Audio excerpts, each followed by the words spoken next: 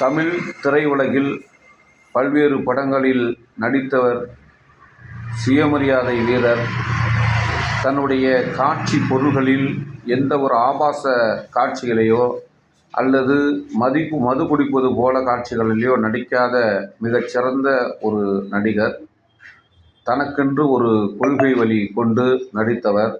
அவர்தான் நம்முடைய மறைந்த ராஜேஷ் அவர்கள் ஆவார்கள்.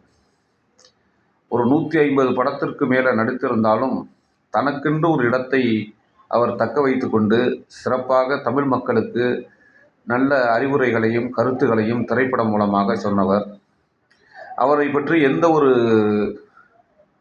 அலிகேஷன்களும் இதுவரையில் வந்ததில்லை. அப்படிப்பட்ட திரையுலகத்தில் இது போன்ற நடிகர்களை காண்பது அரிது. இப்படிப்பட்ட மறைவுற்ற அன்னாருடைய அவருடைய மறைவுக்கு மிகுந்த வருத்தத்தையும் ஆழ்ந்த இரங்கலையும் தெரிவித்துக் கொள்கிறோம். நன்றி, வணக்கம்.